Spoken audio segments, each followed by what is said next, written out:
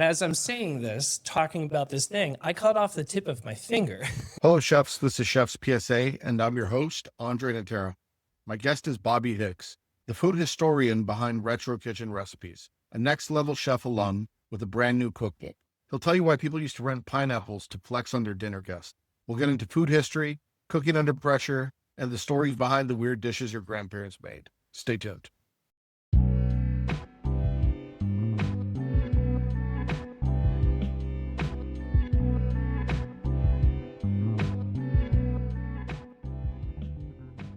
Yeah. So if we're going to preface, the most embarrassing thing that's ever happened to me in a kitchen is easily this, and it still haunts me, but it still is one of those fun stories that I just love to tell. So my first real job cutting teeth in a kitchen and stuff, I was working at the Soho House. My mentor, Paul, brought me over there and stuff. And I'm, we have a lot of externs that went to ICE in Manhattan and stuff. And so we have all these students that are coming over, working with us and stuff like this. And I'm prepping onions one day, chopping to this kid, and I'm talking with them what's really kind of fun, little food history thing, is back in the day, onion skins used to actually be used as kind of like a Band-Aid of sorts. If you nicked yourself, is that true? Yeah, because we've all peeled onions, so when you top end it, and you get that little film kind of skin, Yeah, the one that your knife will slip on. The one that your knife will slip on every time. Well, that was the exact moment. I'm talking to this kid. I'm telling him the coolest thing is if you ever get a little cut and nick in your finger while you're cutting onions, you can just peel that, wrap it around it, and it'll actually seal it really nicely. And the kid's like, "Oh, that's so cool." And I'm like, "I know." And as I'm saying this, talking about this thing, I cut off the tip of my finger. When you say the tip, you mean you nicked the tip or you cut off the tip? I cut off the tip of my finger and fingernail. It still is a little slanty these days. Does it still hurt? No, it doesn't feel much of anything, actually. Yeah. I can touch hot things. It doesn't do anything. I cut the tip of my finger off in 2014. Yeah. and I still feel it. It still hurts. Yeah, phantom pain. If I push down on it, and the funny thing is as always, you should never grab another chef's knife without asking. And so we had a sushi restaurant on the second floor. And so I told the sushi chef, "Hey, can I borrow your knife really quick?"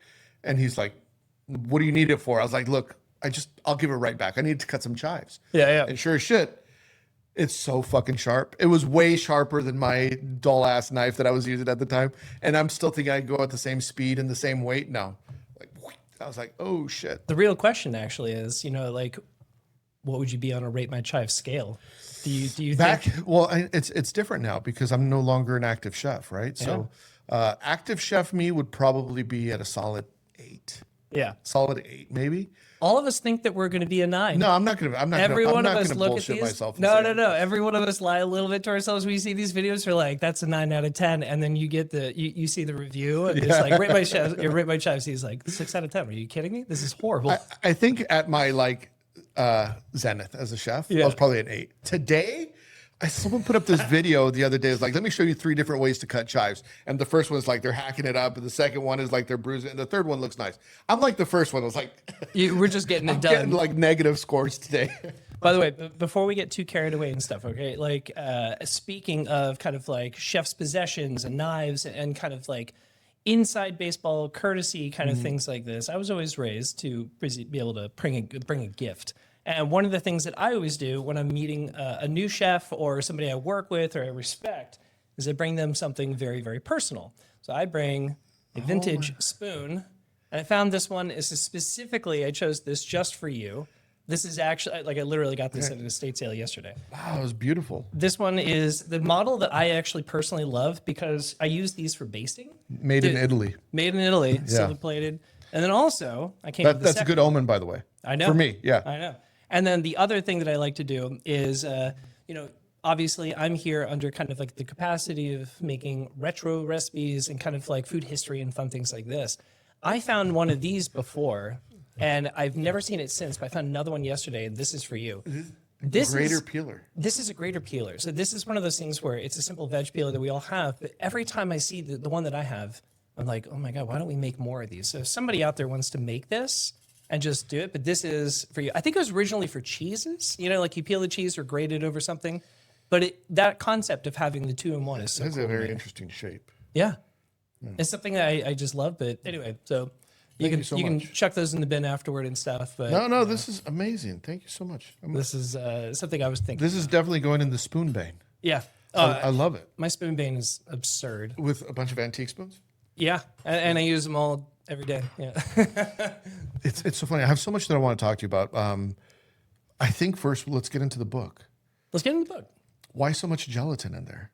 I mean, they were forward-thinking, like food scientists. They were playing with their hydrocolloids, and the funny thing is actually like if we want to really talk kind of the strange thing that I discovered about gelatin, in like the mid-century in particular, is that we might even have to back up a little bit further. Let's back up. Yeah. Okay. So do you geek out a little bit? Let's please. geek out. Let's geek out. So, okay. So do you know what a pineapple signified around the 1800s? Swingers? Am I right? Well, that's an upside down pineapple, No, which I have a fun story about that too. But so back around like the 1800s, around then in particular, pineapples were incredibly rare. I mean, like, do you know how long It's like hospitality, right? This would be this would be like in a home, like in an estate or something like this for parties.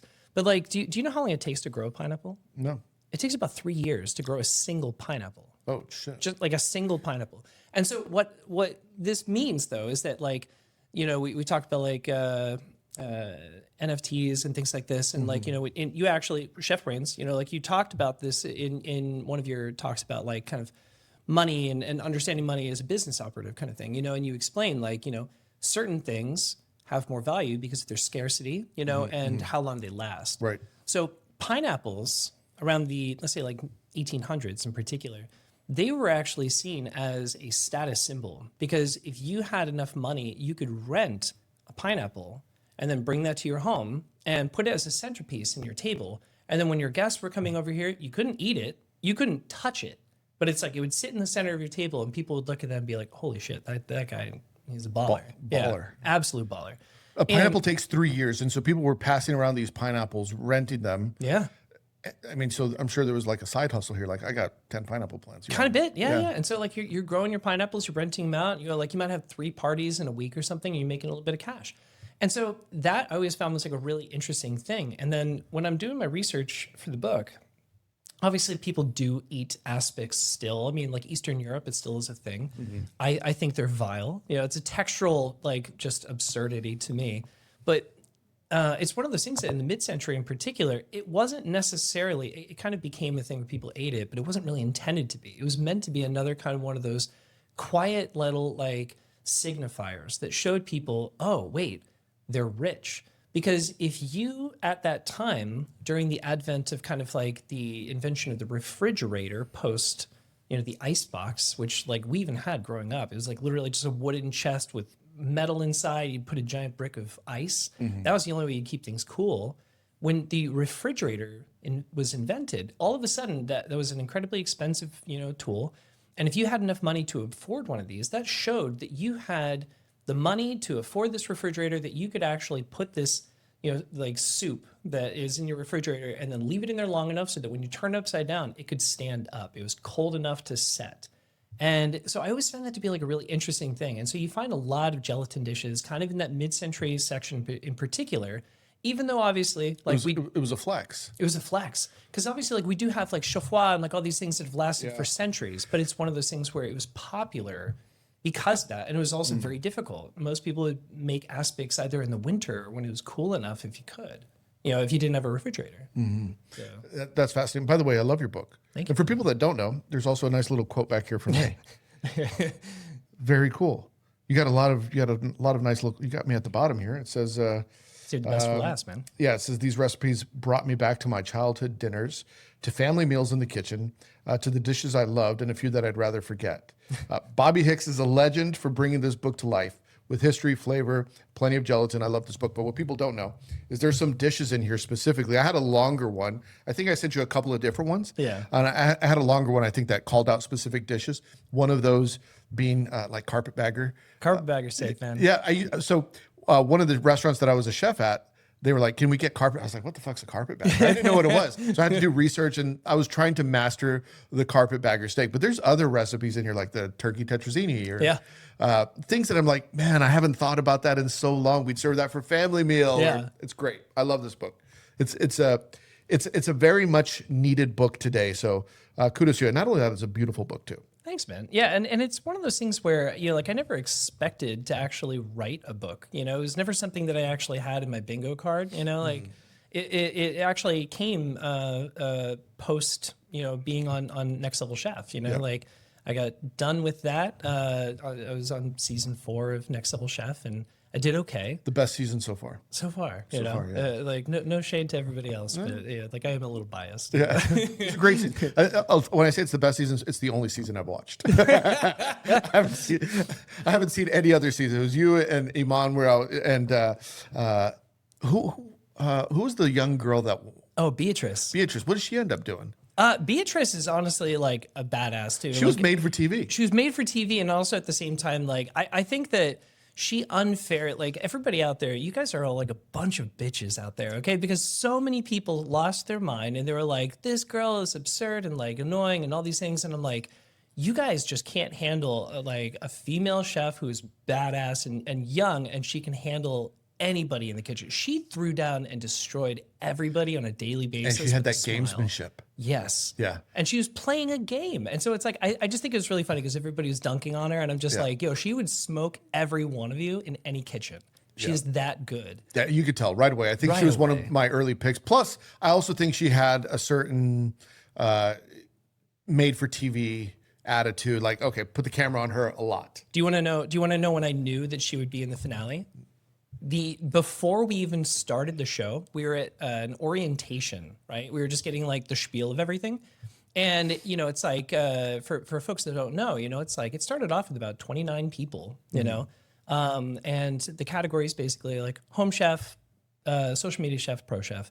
And so each category also has basically like an extra person just as like a backup, just in case somebody gets sick or they get scared and they decide to go home. Mm-hmm. And so there's about like 29 people there and stuff before it gets culled down to even more. And we're in this giant like basketball court size area, and this guy's on the microphone and asking his questions. It's like, does anybody have any questions? And I'm the only other idiot that's just standing up there raising his hand every second because I am that guy. I want to know everything. Mm-hmm. And out of nowhere, on the other side of the room, there's this tiny little hand that shoots up, and it's Beatrice. And she raised her hand. The question that she was asking was, because we're in Ireland when we're filming. Mm-hmm. And so her question was something to the effect of like, so I have a question. We are in Ireland right now. What is the fat to water ratio for the butter over here versus the butter in the United States? And I was just like, she's taking this. Yeah. As soon as I heard that question, it's like to think of something that, because like butter is 80% fat, 20 to 15% waterish, like around there. And to have such an insanely granular question, I was just like, oh, she's going to smoke everybody. Was everyone like, oh shit? 30 years in the kitchen, 7 books, 200 podcast episodes, all distilled into a 5-minute daily leadership practice. It's called Lead Like a Chef. Most people who get promoted quit the industry within 2 years, not because they can't cook, but because no one taught them how to lead. I built an app that does. Lead Like a Chef. Take the free 2-minute quiz that tells you exactly where you stand. Go to studio.com/Andre. Link is in the show notes. Everybody was so intimidated because on top of it, she's the funniest person because she's so loud on the show, but in the actual like green room area and stuff, she would just be comatose sleeping on the couch and like she and I were really funny. We didn't really engage very much with folks. I was just in a corner reading my books. I was constantly just studying because I knew that everybody else was better than me, but I might be able to memorize more, Mm-hmm. So I'm studying in the corner doing this stuff. She's over there just sleeping and taking up the whole couch too, so nobody else could use it. So everybody was kind of like, they already had it out for her. So I had Iman on the podcast. Yeah. That's a great episode, by the way. Thank you. Amazing. Thank you. People should go back and listen to it. They should go back and listen. It's a really good episode. But we'll tag it in the show notes. One of the things that when we were recording, it was still going on. So I had no idea who was going to win. And I asked her. She was asking me, who do you think's going to win? I said, I think Bobby's going to win. I said, I think you might win. And then I think I maybe said one or two other people. But I said Beatrice will make it far, but I don't think she'll win. Mm-hmm. And she's like, why? And I said, well, this was my answer then. I said, well, you've worked in a couple of Michelin star kitchens. We all know, like, she's 18. She doesn't have that much experience. Like, it doesn't matter how good you are. Like, you're not going to beat someone that's been in kitchens at your level. And she's like, oh, that's interesting that you said it. And she beat her. Bro. Like, she was the one that kicked her off She the kicked show. her off, yeah.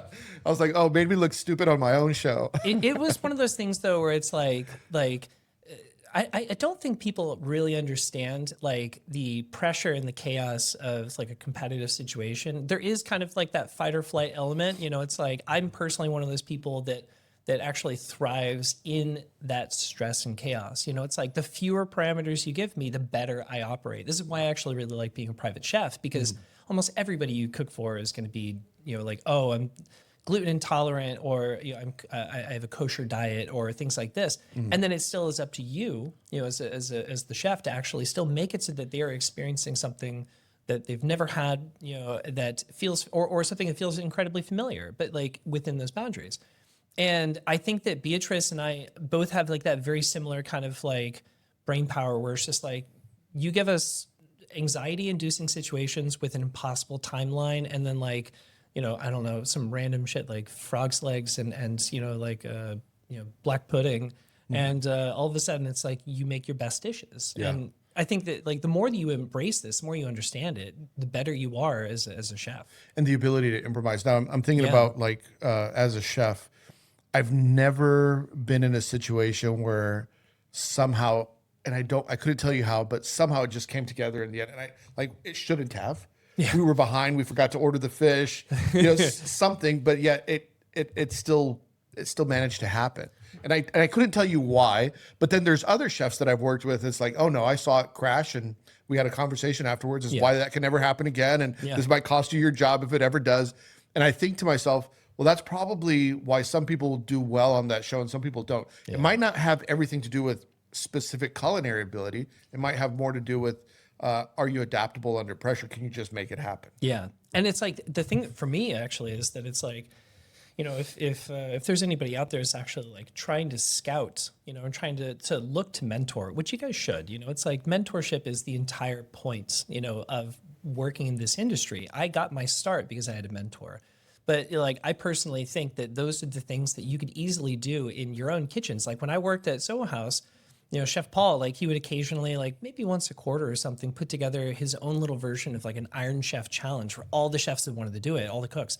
And it's like, we came in, he'd be like, okay guys, mystery protein, you're gonna have 1 hour to make us a dish. And it was just like a fun thing that we would do on a off day or a holiday or something.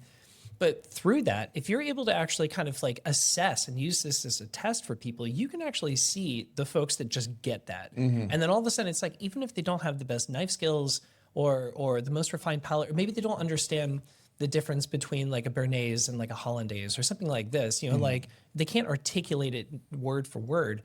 That is so teachable, but you can't teach that adaptability as easily. Yeah. And so like, look for that. I've been in a lot of culinary competitions, not TV, but just, ACF or whatever, local competitions and things like that when I was coming up.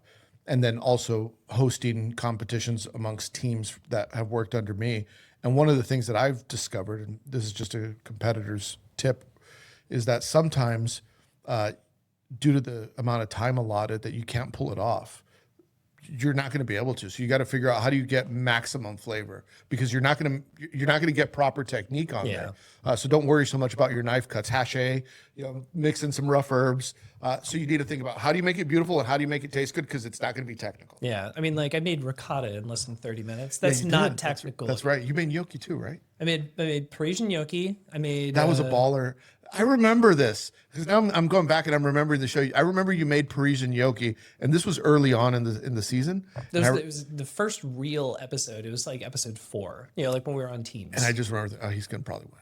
Because I just remember I know professional, legit chefs that can't pull that off. My thing, like Michelin level chefs that can't pull that off. My thing is that my partner always talks about this. Is like, I am one of those people that you can't tell me I can't do something, because if you tell me I can't do something, I will do it out of spite. It's like, it's one of those things that like, it's kind of a toxic trait that I have and stuff. But at the same time, but at the same time, it's like, that's what separates like us from somebody else. It's rising up to the challenge and just knowing, just like, no. Like, you don't have to believe in me, but like, I believe in myself enough to just know that I'll smoke this, and then You want to hear some toxic trait thing about me? I don't think I've ever shared this, but I'm honored. I was talking to, part of what I do, the business, the behind the scenes is, I need sponsors for the show. So I'm out there talking to sponsors and I thought I need a clothing sponsor for Chef's PSA. And they fucking left me on red. Oh. And they basically brushed me off. And I was like, fuck you. Yeah. I'm going to start my own chef clothing line, my Chef's PSA store, because now you're my competitor. So fuck you. I'll do it myself. Yeah. I'll sponsor my own show. And so anyway, go to the shop.chefspsa.com, get the hat, get the shirt, whatever. But I did that out of spite because I was like, well, if you think I can't do it, I can do it myself then. I actually feel horrible because I just am now realizing that I did bring my culinary department shirt. So I like support chef, the chef brains. Yeah. Well, the thing is like, I respect what you just said. I don't view things as like, I can't do it. And when I'm working with others that constantly, we can't do that. It's like, then out of my way, I'll show you. Yeah. I'll do it myself. And at the same time, it's also just this quiet reminder for yourself, because it's like a lot of here's the thing. I think a lot of people don't really understand. They're just like, oh man, like you did really good on the show. Everything I did, I would say without even exaggeration, 80% of everything I did in the show, it was either the first time or the first time trying it with such a short period of time. When we were going in, we were season 4. We didn't see season 3 because they filmed them back to back, right? Right now, they just finished filming season 5 and 6, so back to back. So when I was getting ready for the show, I was under the impression it was the same as season 1 and 2. So I'm thinking we have 45 minutes or something like this. So everything I was planning for was assuming that we would have 3/4 of an hour to complete from start to finish. So when I arrive and I find out that the most time I had the entire show was the semifinal, which I absolutely tanked, and that was 35 minutes. I'm actually just blown away because think of all the things that I was able to do. At least I'm thinking of it like I pressure cooked ribs for the first time. I've never used a pressure cooker like that. Threw those in there and got that done in less than 30 minutes while making a bunch of other stuff. And I'm just like, who knew that you could do that? When you went into that show, I have 2 questions. One, how much of this personality did you bring with you on the show? And how much of it was like, okay, I probably don't want to do this for this challenge? And then 2, how did you prepare yourself like the weeks leading up to the show, knowing that you're already going to go on? What were you doing to mentally prepare, physically prepare? And the reason I'm asking this, the second part to the question is because for people that are listening that might eventually go on a show like this or similar, what advice do you have to them so they could prepare? Yeah, that's great. Let me start with the second one, and then we'll go back to the first because that's in my head first. But the things that I did to personally prepare, I don't think is necessary. The first thing I was doing was I set up my kitchen and kind of set a timer and put random ingredients on a counter and all these things, and then grab it, and you try to cook it and do it in like a short period of time. That's great for the idea of kind of hustle, but there's no real way to replicate the chaos, because what folks don't know is that there's no clock anywhere. So like when you're watching the show, you're hearing like beeps and boops and sounds and signifiers to kind of let you know like, oh, the platform's coming. In real life, there is literally nothing at all that is identifying it. So when you see people like completely miss the platform and things like that, it's not fake. It's just the fact that in the real world scenario, there's nothing to actually let you know. But the things that I do think was most beneficial for me was I brought with me an entire suitcase of textbooks. And I read textbooks back to back, cover to cover, just like studied, made flashcards. And my friend Noah, he is just Mountain Man Sims. It's like he's one of the best folks out there. And he gave me advice because he was on MasterChef season 10. I think that was the one with like Nick DiGiovanni. I don't really watch these shows, so that's why I think it's kind of funny. But he told me, he was like, study up on your sauces. He was like, read as much as you can about sauce work, because that classic quote, it's like, was it Bourdain? Like an excellent sauce will, complete many sins or fix many sins, And so I went in there and it was James Peterson, like the Sauce Bible or Sauces, I think. Sauces by James Peterson. Yeah. Great book. It's one of the top books I would ever suggest to anybody. I mean, like there's Heritage, from Sean Brock. There's a French Laundry Cookbook from TK, and then literally just Sauces by James Peterson. Those 3 books, like if you have those, you have no excuse to not be excellent, because like they break down and teach you everything, but also like Heritage and French Laundry, like they teach you about the ethos of cooking and understanding like that, animals are sacrificing something that you can cook it and somebody can eat it and all these things. It brings an honor and integrity to cooking that I think more people should talk about. But that is just study up and just memorize things and try to get good at like the idea of improvising. It's like, if you're making, I don't know, let's say like you're making a simple bechamel, right? It's like, what if you don't have milk? It's like, okay, or like let's say a velouté, it's like, what are you going to do in place of that? Or what if you don't have butter? What if you only have almond flour? You have to understand the rules in order how to break them. And so the only way that you can do that is by studying. And this is, like going into something as well as like, I have always been one of those people that just was fascinated with the idea of kind of like retaining things, memorizing information. And it's like, this has been something I've done even back in the day when I was like a bartender. I worked at a place called Milk and Honey. It was basically one of the world's best cocktail bars at the time in particular. And, we had no menu. We were all bartenders that worked there. And so if you were on the floor service, you were a bartender taking orders from people.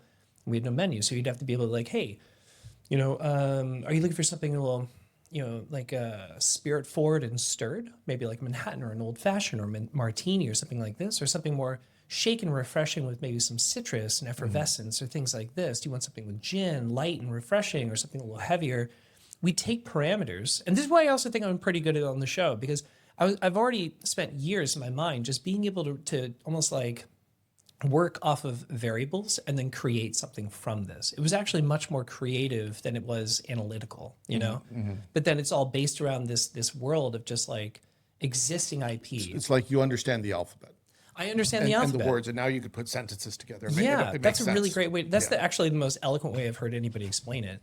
But, it's like through that, like most people had to know like a couple hundred drinks. I'm a psychopath, and I'm just one of these people that just I was kissed with a little ADHD, and like, I go down that hyperfixation rabbit hole. And it's like, it became a thing where I was taking a lot of pride and enjoyment knowing how to make all these different cocktails. So like by the end, like I knew somewhere around 800 to 1,000 different drinks, and the year that they came from, the person that had created them, it's like maybe which bar, which country it was from, and so like, cause I always felt, okay, when I'm on the floor, if I'm going up to somebody and being like, here's this and this drink from 1937, and this is from Charles H. Baker's, like Gentleman's Companion Volume 2, and there's a little backstory. And all of a sudden there's a connection to it. And it's kind of like when you go to like a fine dining restaurant and the chef is just like, like, well, today we're presenting to you Sally. She was our lamb, and we've butchered her, and so you were eating Sally. And it's like you get that little connection. I had one of the episodes that came out recently is with Todd Duplachon, who's from Lenoir here in Austin, Texas. Yeah. He's giving advice to a young culinarian in his kitchen who's struggling with creativity. He says, it's easy. Just got to think about it all the time. All the time. That's it. That's all you got to do. All the time. Think about it. But to your point where you're talking about like memorizing 800 to 1,000 recipes, it's like, it's easy if that's important to you and you think about it all the time. It's very hard if you don't want to do it. 100%. And that's the thing. It's like, if you were to ask me to do the same thing with, I don't know, like plant varietals, I can't. I have no interest in learning about plants, even though I love gardening and like, I love the idea of gardening at least. Like I kill everything I touch. But it's like, I appreciate a lot of things, but I think it's like, for me in particular, if I can find a way to tie it in occupationally, then it feels like, okay, I'm improving upon my work. But it just kind of comes back to the idea of just like finding things that interest you. And if there are things in cooking that interest you, maybe I always try to think of like, go one step deeper and then go one step deeper after that. So if you can find something that you're interested in, why do you find that interesting? Let's go back a little bit. So, you talked about your books that you read and the flashcards. If you were going to, and some things that you probably didn't need to do. If you were going to advise someone and say, hey, and maybe we keep it simple, like here are 5 things or 4 things that you need to do before you go on the show. What are those 5 things that they need to make sure that they've checked off the box before they show up ready to record with no cell phone? Okay. So I would say, like if you are an overly anxious person, I've not needed to really do this, but I know a lot of folks that did. Like I would actually recommend, because a lot of things, like again, we were in Ireland, so there are things that you can't get there, and there are things that you can't like, but you can bring. So for example, like if you struggle with sleeping or sleep is very important to you, which it should be, like bring melatonin, things like this that like you just don't think about. Or like, for some people, like maybe like try to get like a mild SSRI or something if like your anxiety clouds your brain to the point where you just like, like crash out. These are things that a lot of people don't think about when they're traveling, and then you get wrecked because it's like if you can't maintain your sleep, you will not survive. I lost 10 pounds on that show because like I do get quite a bit of anxiety when it comes to like punctuality and things like this, and then I'm constantly thinking about everything, so it's like I'm always a little like duck underwater, like surface like that. So I would always recommend like trying to find ways to make sure that you are either being like nourished or get your sleep in check, because like that was something that wrecked me. It was like Have your snacks. yeah, like I had no energy, because like I was sleeping, but like I didn't eat. The food in Ireland is also like, no offense to Ireland per se, but it's like the hotel we stayed at and like the crafty that they would pick up, like they don't believe in salt. So it's like I just never ate because the idea of eating was more upsetting than actually just not eating and just living on adrenaline. But then you dump and crash. So it's like that. And like I said, bringing the books, but I don't know. And then I think just making good connections. It's like there's not very much that I can give when it comes to practicality, other than just kind of like take the time to work on your basics every day, constantly. Just set a clock.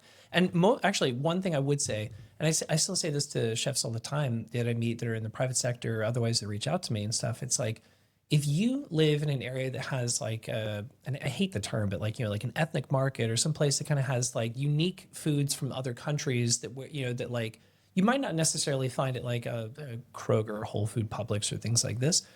I like always make it a point to go to like my local kind of like Haitian markets and things like this. And I'll look for an ingredient that I've never seen before, never tried, and grab that ingredient, have no idea necessarily what it is, but try it raw, try cooking it, try, like mashing it, frying it, roasting it. This is great advice, by the way. It's just like literally just go through with no real preconceived understanding of how you're supposed to cook this, and then fuck it up just a bunch of times until you get to a point where you're actually making something that makes sense. Yeah. And then as you're doing it, then all of a sudden you're tasting it in every stage. Like you've actually talked about this before as well with sauces and things where you're like, a sauce is an evolution. It's never going to be the same thing. As it's reducing, it's going to change. It's going to change in salinity, or it's going to change in viscosity. It's going to change if it's been sitting out for a long time. So you have to understand what it tastes like when that sauce is great, when that sauce is old, when that sauce is burnt, like everything else. And it's kind of like this with other foods. And the more that you familiarize yourself with things that are not safe, one, the more neural pathways you're going to be creating in your brain so you can also pivot. But then two, it's like, all of a sudden you're able to actually look at something and be like, oh, let's say like you like Southern food or something, and you're like, I don't have grits, but there's polenta. Right. If you know that they're basically the same thing, just cousins, and it's like just maybe one's a little finer, and all of a sudden like and that's maybe the worst example because it's so obvious, but it's one of those things in the moment people don't think about this. So it's like we were talking, you're expanding your culinary vocabulary. You know more words. I know the alphabet. You could put bigger words together now. Yeah. And we're speaking Dutch. We're speaking Dutch, right? We know swear words now. Coño. And then you have people that go on these shows that don't like that wing it and then win, right? Yeah. I mean, and like more to them, it's like I try not to get upset about shows like this anymore, because at the end of the day, it's also just great television. It's like would you do it again? It's like I've said that I would, and I think that I would, but it is one of those things at the same time where it's like the more separation I've had away from it, it would have to be like the right situation. What show interests you? Like I would do that one. I actually think I would like to do 24 and 24. What's like that one? I don't know. It's another Food Network one. They've done 2 or 3 seasons at this point, and I've only really watched like one. But the concept is just something insane that I think I would love. Where it's instead of being gone for a month or 2 or 3 months, depending on what show you're on, it's like you are gone for basically a day, and it's 24 chefs. And man, I forget the name of the host. Michael, I believe. Michael something. Michael Simon? Michael Simon. Yeah. Simon's. Yes. Okay. I know what show you're talking about. I haven't seen it, but I've seen a couple of clips online. And it's like there is some amazing Food Network chefs. Carlos Anthony was on one. It's like Marcel Vigneron. Like I believe he was really prominent. I'm not going to spoil anything. It's like, but the idea is it's a 24-hour challenge. There's no real stopping. You earn your breaks by winning challenges and things like this. And I think that like that's literally kind of like the gun to the head situation that I would thrive in. Yeah. So Food Network, if you're watching, you should be watching. Yeah. Don't make me. We know they're watching. I mentioned earlier how I'm spiteful. Don't make me start my own Food Network. Start my own competition. We're starting our own thing. Yeah. So going back to this, you have a great page. Thank you. And it's unique. And I think what makes your page great, along with other people who I think are great, is that it's a unique style to you. Yeah. If someone else starts doing this shit, I'm like, they're copying, they're fucking ripping Bobby off. Because I think you've done it in such a way that's not just the food, but it's also your whole personality that you're putting into it, right? So when you're on the show, how much of this did you bring with you on the show, and how much of it was like, you know what, that's for something else. That's not for this show. Honestly, I think that I came on the show as the social media chef and stuff. And like, there's the obvious kind of like parallel that like, oh, he does retro recipes and stuff. And everybody there also, when I met them and they were talking to me, they're like, what do you do? You're a social chef? And I was like, social cook. Yeah. And I was like, I do retro recipes. Every single person there was just like, okay, and like they walked away and they were ready to dunk on me. And then, I blasted their ass, Yeah. But it's one of those things where like I came in maybe using like some of the scrappiness that you kind of get from just like using nothing or like canned good ingredients like in the basement. Things like that would come in handy. But really at the end of the day, it's like I try to explain to folks that like retro recipes for me is not just about like I have this social channel. I love what I do and stuff, but I didn't write this book. And I didn't get into this just because I wanted to make dumb videos for TikTok and Instagram. Like I genuinely have like a love and an interest in food history. And I think that, it's like especially the more when I was working on this book, like the more it brought me back in realizing that it's like, I just really love learning things and food history is so fascinating. And it also explains a lot of gaps. Like while I was writing, I was wondering like, why do we have so many dumb dishes in mid-century? Like why were things so kitschy and silly and fun? But like when I'm making these dishes from the actual books, I have like 800 books. I've read them, I've cooked through them, I've done the actual dishes, and most of them were always like pretty close. They just lacked a lot of seasoning or technique and stuff. And so that's what I did in the book is fix that, right? So that it's keeping the integrity of it, but it's ready for our modern palates. But it's one of those things that like, I don't know, like when I'm making things like this, and I'm seeing it, I'm like, why do we have so many dumb dishes like the burning bush, which is basically a grapefruit with skewers sticking out of it with cottage cheese, cream cheese balls dipped in, rolled meat, And what I came to find is actually that like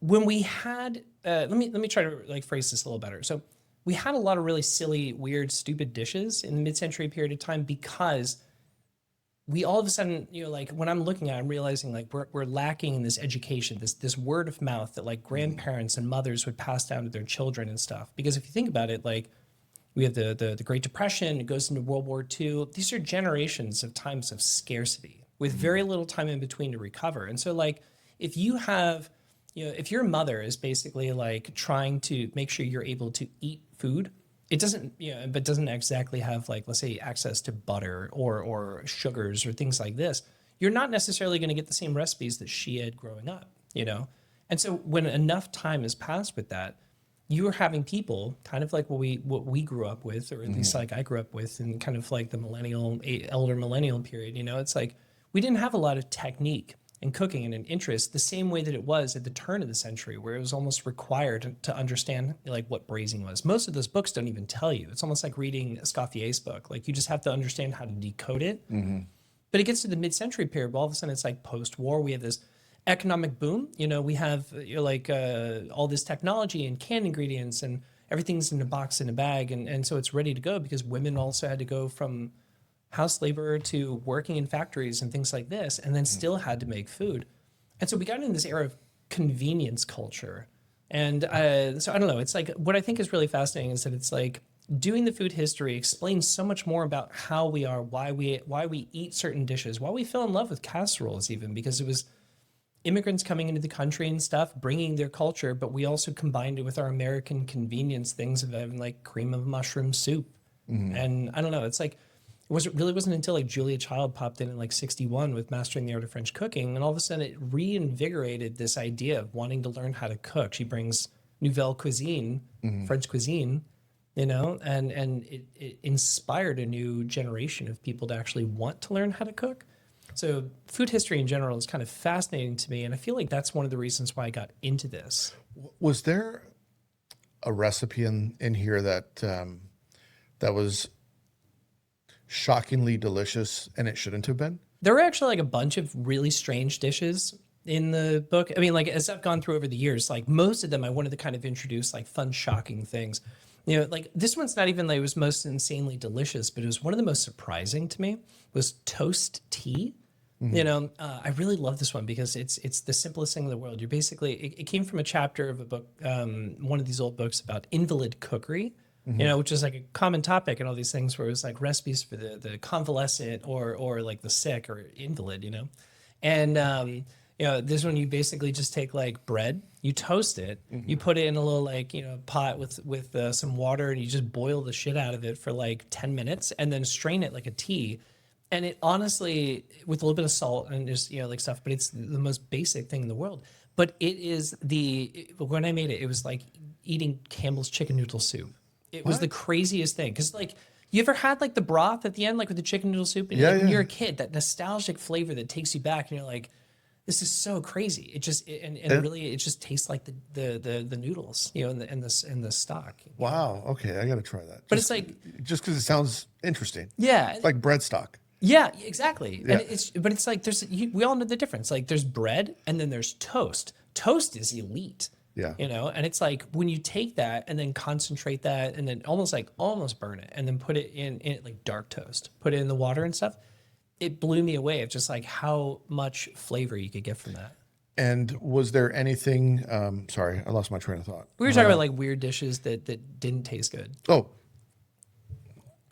Or surprised me, I guess. Well, the other question I had, was there someone driving the culinary movement of that style of food during is there like a couple of people that we just don't know who they are?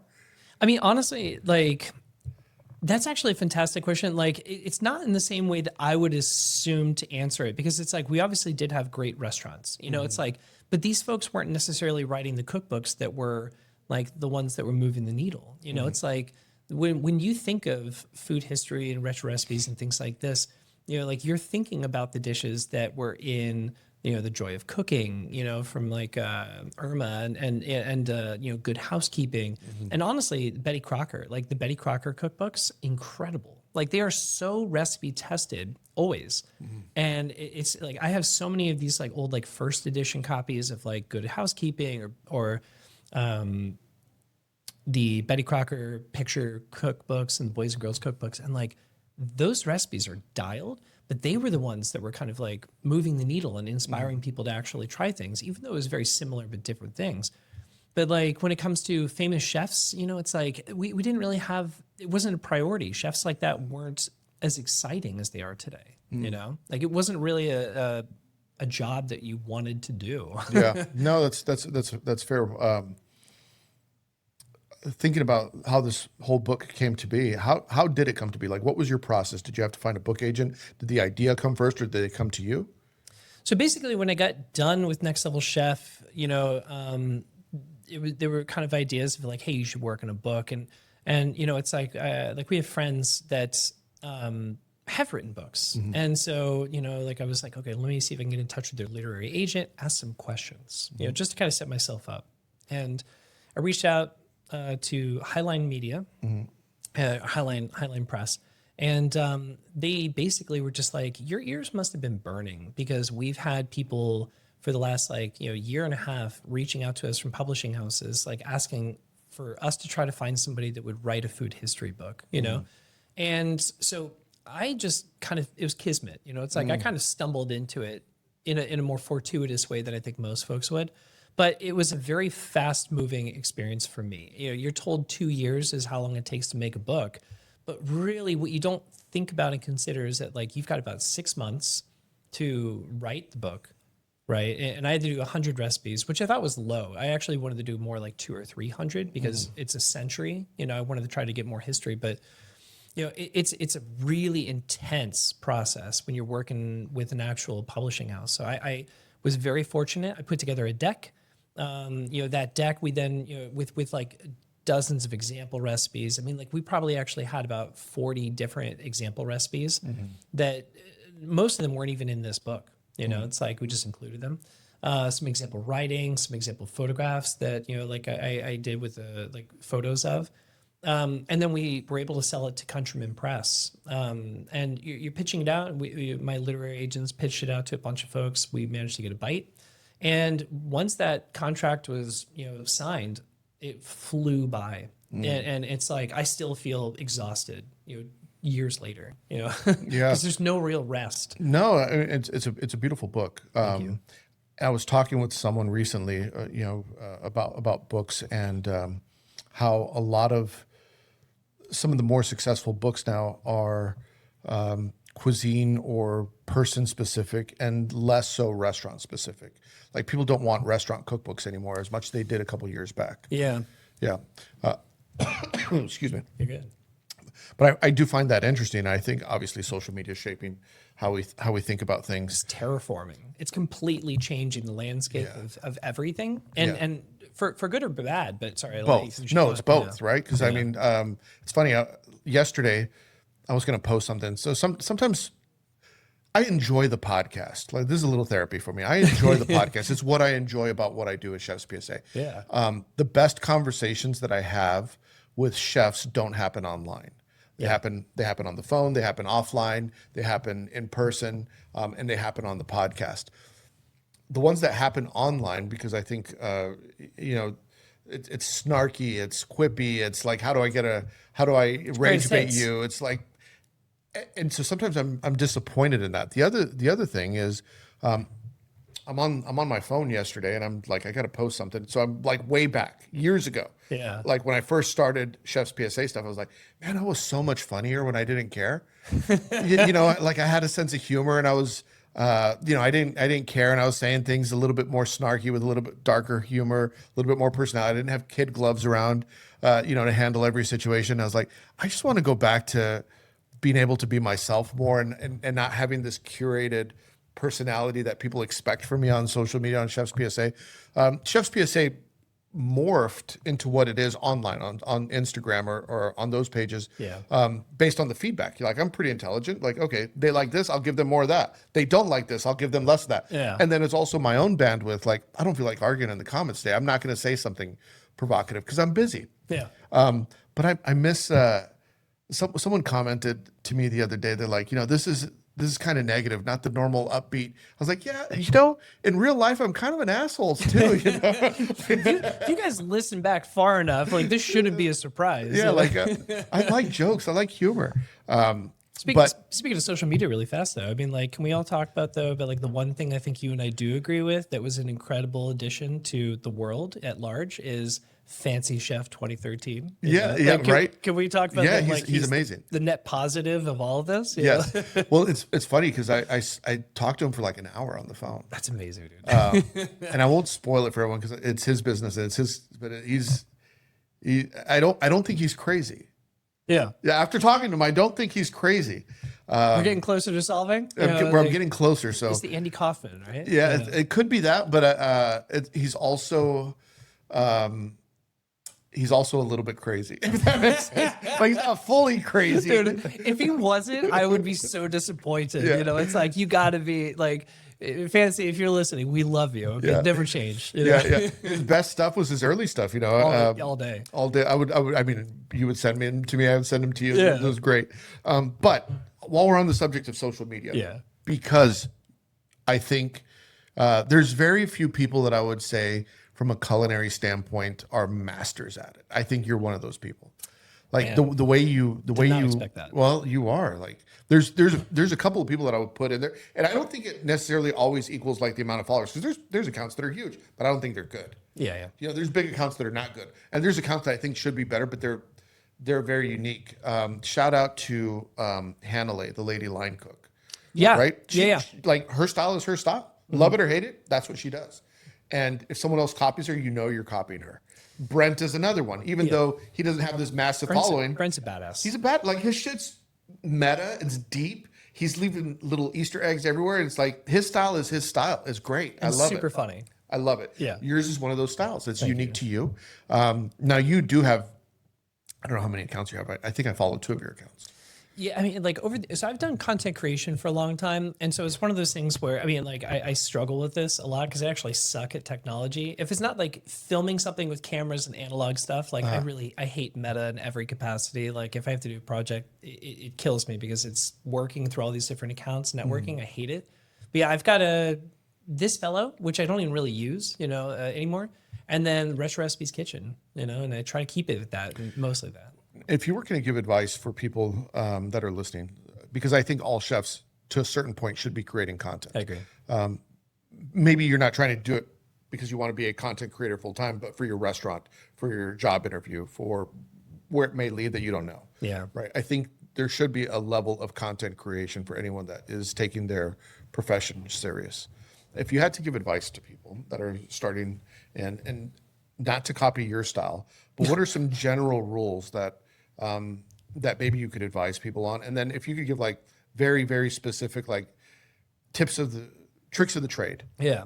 So, I mean, like it's a tough thing because if you're getting started or you're looking to get started, the actual advice I would give would be, in a way, even though I do agree, like don't copy what someone's doing. I think the best way for other people that might struggle with this, to find their own identity is to test the waters and just try to like not necessarily replicate what somebody is doing, but again, like what I was saying before, everything I do, I think one step deeper. It's like, why do I like what they're doing? What exactly about it is it? Is it the lighting? Is it the music? Is it the pacing and the editing? Is it like a wild transition or something like this?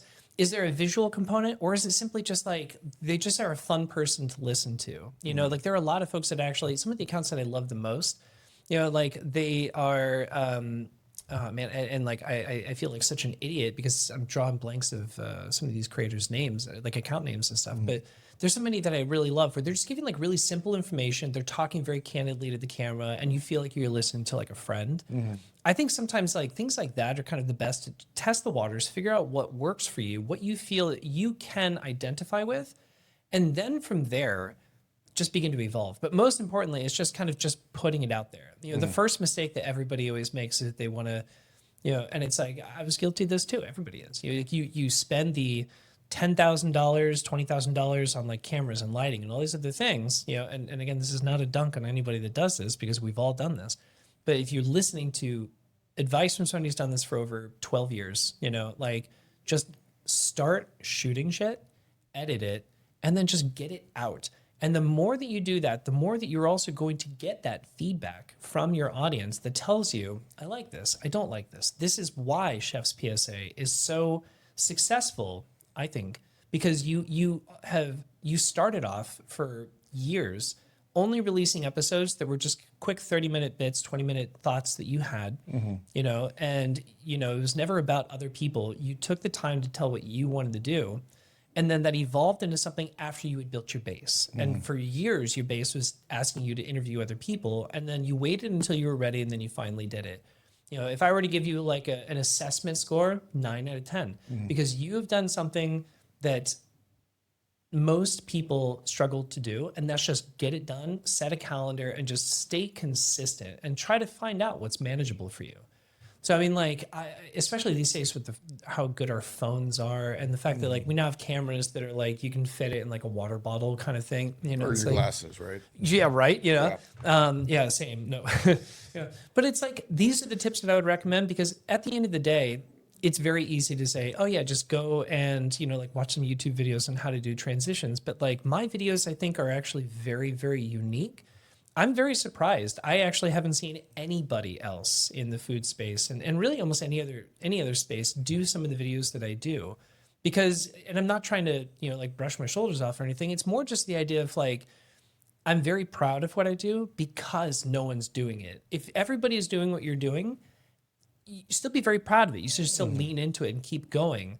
But it's like, once again, what can you do to differentiate yourself from somebody else? My wipe transition videos and things like this, or maybe the kitschy style and the voice acting that I'll do for certain videos. And it's like the overall vibe, that is, like the kind of like the style that I've developed and created for what I do. And so when you come to my channel, it should feel relatively immersive.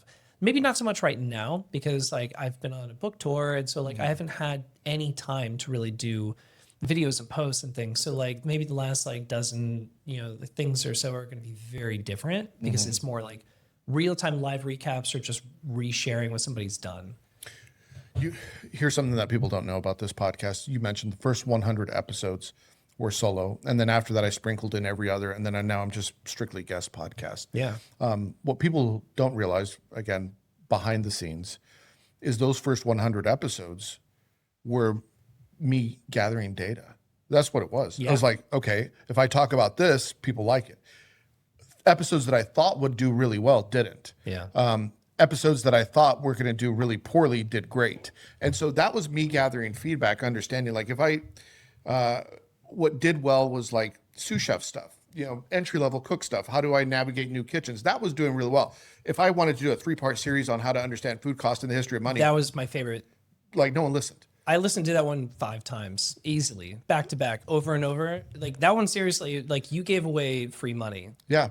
Well, and that's the thing is like, I was like, how do I, because what people don't understand about me and my career is like, okay, 30 years as a chef at a very high level, managing multiple kitchens, multiple businesses, opening restaurants, many restaurants for different companies, and then spending hours and hours and hours in financial meetings. Like I could explain to you how to read a P&L backwards and forwards. I can explain to you the history of money, but that's going to put you to sleep. And so it was me understanding like, okay, history of money. I loved that. That was I did another one like the 48 Laws of Power because that's what I like to read. That was a really good one too. Yeah. But those don't do well.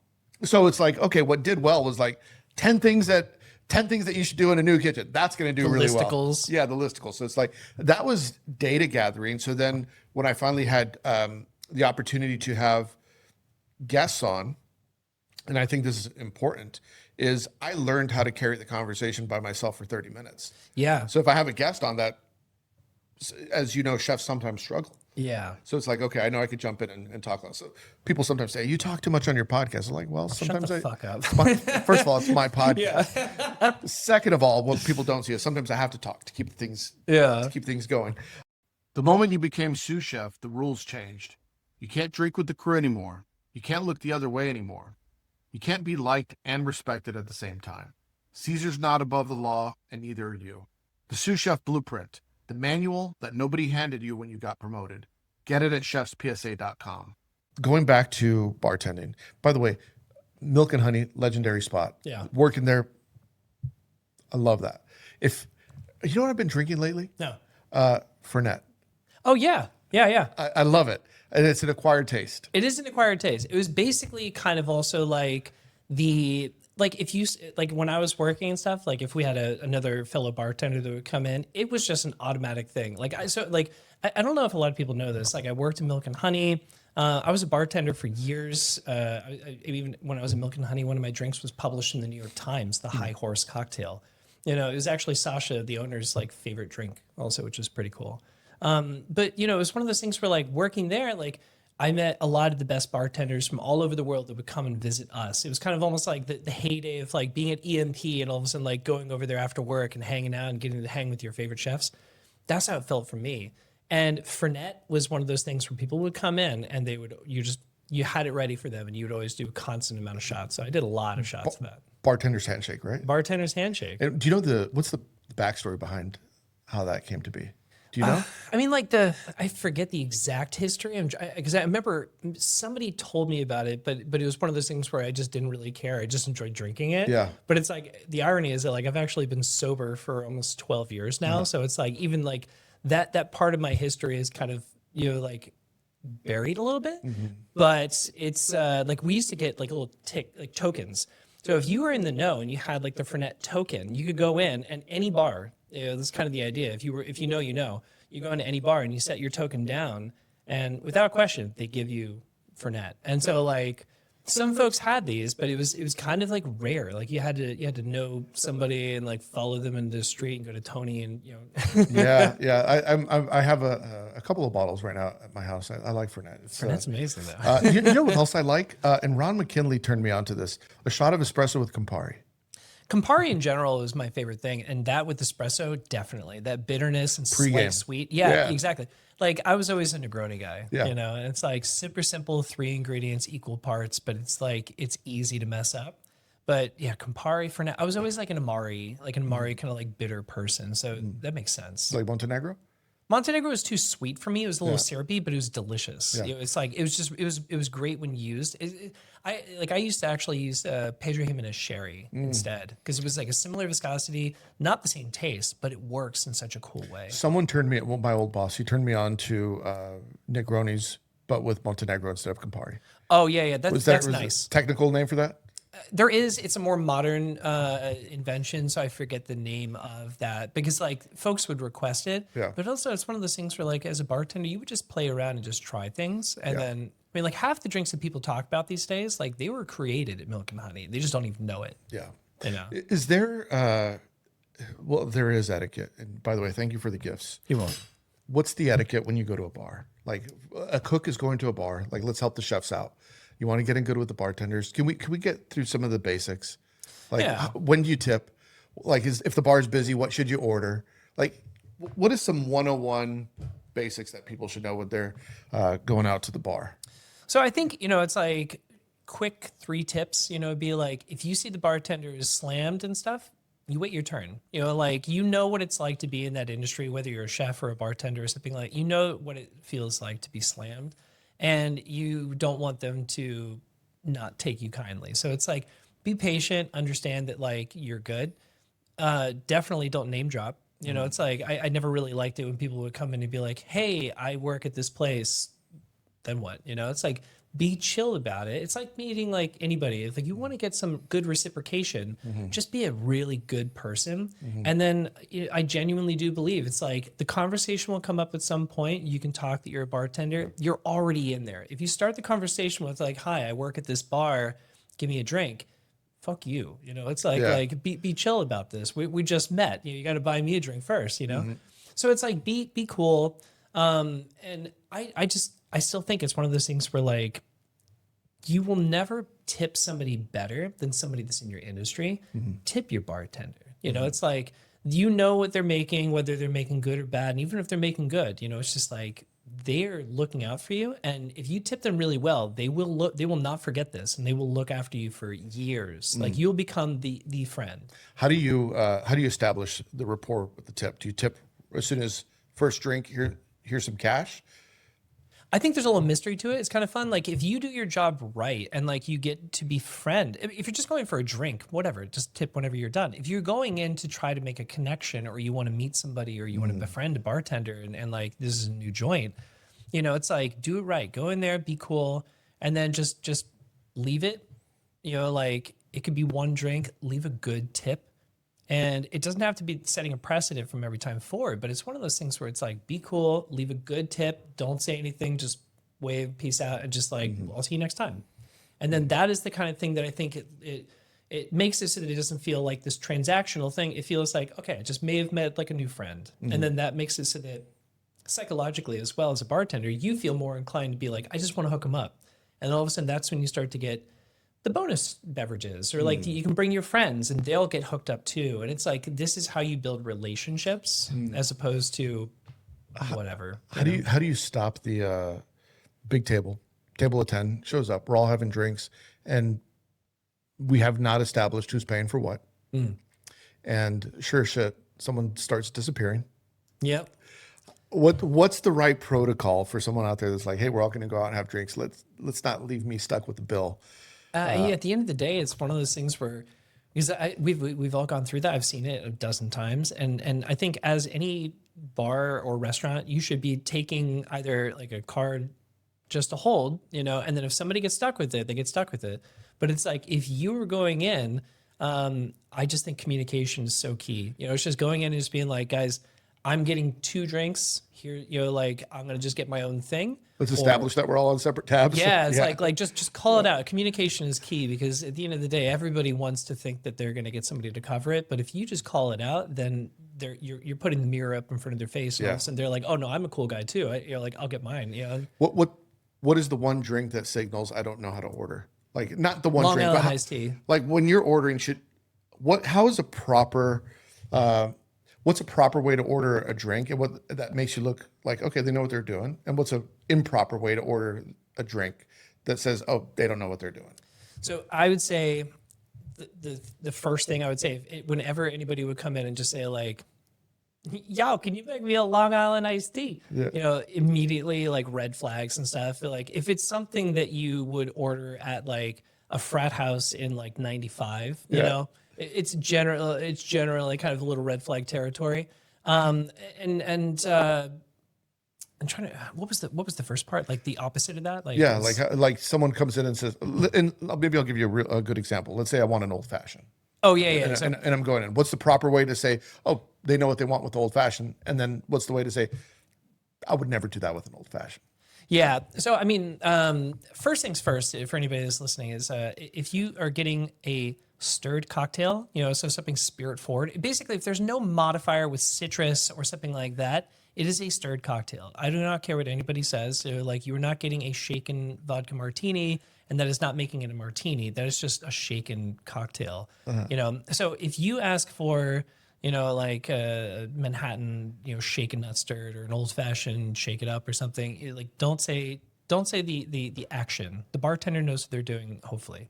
So go in there, be cool. But I think the best thing you could do is just honestly say, like, bartender's choice. These are the things that I like. Yeah. Have fun with this. Let me know what you would like to do. Because on top of it, it's the same thing what I was saying before about going to the grocery stores and trying new things, is that if you go in and you don't know what this is, or if you've never tried this, never even heard of this, right?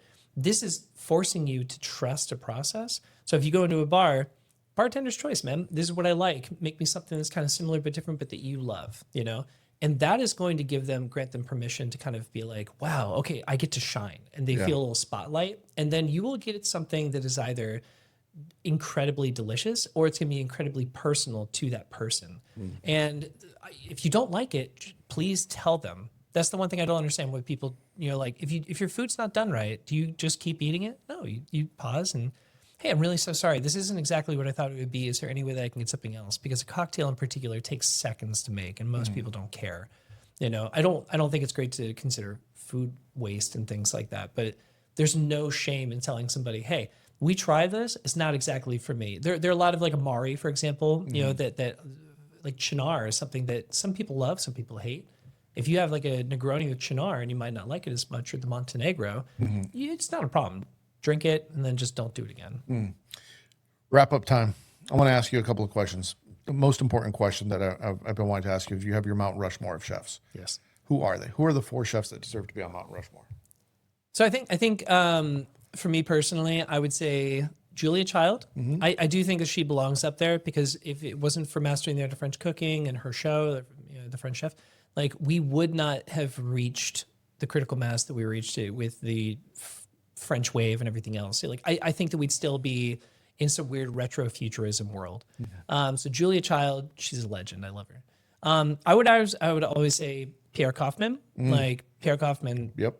Living legend. Like, I still am blown away when I see, like, people breaking down the pig's trotters and things like this. Like, that is technique legend. Yeah. I definitely want to throw out there Sean Brock. I think Sean Brock is honestly, like, one of the most impressive chefs. Like, what he did to help bring back the heritage, from Carolina cuisine and just Southern cooking in general, and elevating it is huge. And then, it might say, again, like I brought up, French Laundry Cookbook. I think Thomas Keller definitely needs to be up there, just because it's like, he is our Escoffier. You know, it's like he's basically like paved the way for us to, and there are obviously like dozens more that I would love to credit, but it's like, I think personally for me, that was 4, right? Yeah, that was 4. Those 4. Those 4 should be good. Those were great. What's your salt? It's Diamond. You Diamond. know, like Yeah, you know, it's like, I was somewhere else, and I had to do a demonstration, and all they had was Morton Kosher, and I really hate Morton Kosher. You know, it's I'm sorry, Morton, but like Diamond Kosher all day. And then, what are you? A green tape, blue tape, no tape?